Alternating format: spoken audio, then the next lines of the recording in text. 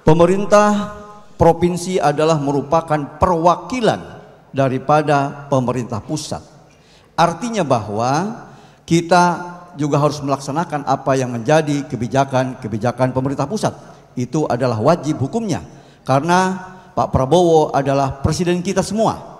Apalagi Ibu Airin Rahmidiani adalah merupakan tim sukses Pak Prabowo di Pilpres kemarin. Tentunya kali ini kita akan saksikan para calon wakil gubernur untuk memberi pertanyaan kepada calon wakil gubernur lain. Bagi calon wakil gubernur yang mendapat pertanyaan akan diberi waktu 2 menit untuk menjawab. Setelah itu, calon wakil gubernur yang bertanya akan diberikan kesempatan menanggapi jawaban tersebut selama 2 menit. Selanjutnya, kesempatan yang sama diberikan kepada calon wakil gubernur lain untuk menjawab tanggapan tersebut selama 2 menit. Baiklah, kalau begitu kami persilakan kepada calon wakil gubernur 2 untuk memberikan pertanyaan kepada calon wakil gubernur 1. Waktu Anda 1 menit, hitung mundur dimulai pada saat Anda berbicara. Punten Kang Ade, Bade Naros ya. Presiden Jokowi punya nawacita. Dan sekarang Presiden Prabowo punya astacita. Bagaimana korelasi hubungan secara struktural pemerintah pusat dengan Gubernur Banten, Pemprov Banten, dan juga hubungan fungsional antara Pemprov Banten dengan pemerintah pusat. Mohon dijelaskan. Makasih. Sudah cukup Bapak? Baik, selanjutnya kami persilakan Cawagup nomor urut 1. Waktu Anda 2 menit, hitung mundur dimulai saat Anda berbicara. Terima kasih Pak Dim. Ini pertanyaan yang sangat bagus sekali. Saya jawab. Pemerintah provinsi adalah merupakan perwakilan daripada pemerintah pusat. Artinya bahwa kita juga harus melaksanakan apa yang menjadi kebijakan pemerintah pusat. Itu adalah wajib hukumnya, karena Pak Prabowo adalah presiden kita semua. Apalagi Ibu Airin Rahmidiani adalah merupakan tim sukses Pak Prabowo di Pilpres kemarin. Tentunya ini adalah harus kita lakukan apa langkah-langkah konkret yang mengatasi persoalan di Banten.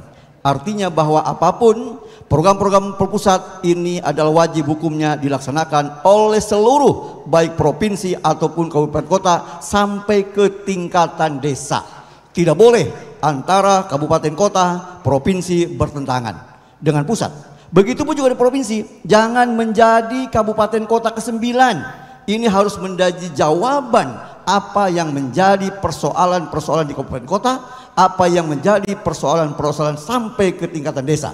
Artinya dari pusat, provinsi, kabupaten, kecamatan sampai ke tingkat desa semuanya harus tegak lurus, yaitu adalah melayani rakyat dengan sebaik-baiknya. Terima kasih. Waktu masih ada Bapak?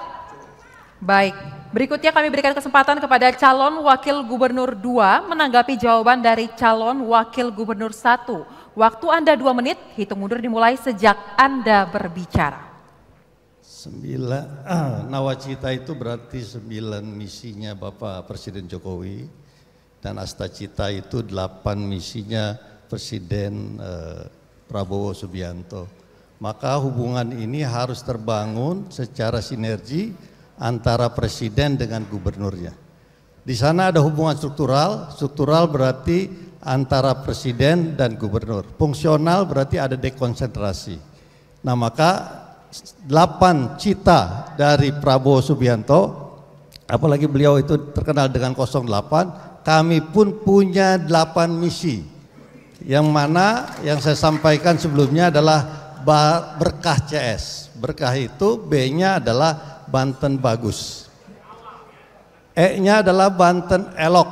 Elok itu berarti indah, Banten yang indah. R-nya adalah Banten yang ramah, K-nya adalah Banten yang kuat, A-nya adalah Banten yang aman melayani. Dalam arti aman melayani betul-betul e-government, clean government, good corporate governance, dan keadilan serta tidak korupsi. Terus yang berikutnya adalah H, hidup. hidup makmur untuk masyarakatnya. Bagaimana biar masyarakat hidup makmur? Ya masyarakat dikasih lapangan pekerjaan.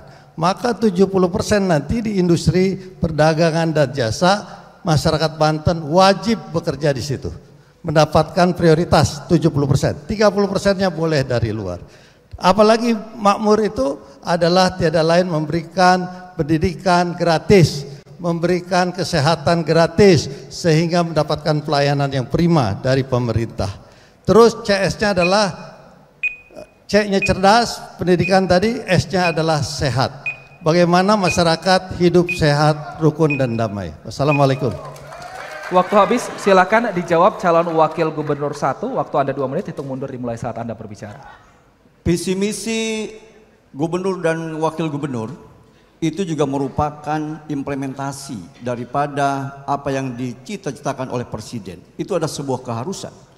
Tentunya, tapi disesuaikan dengan kondisi daerah. Kalau suatu daerah kebutuhannya A, maka visi misi kita harus menjawab bahwa kebutuhan itu.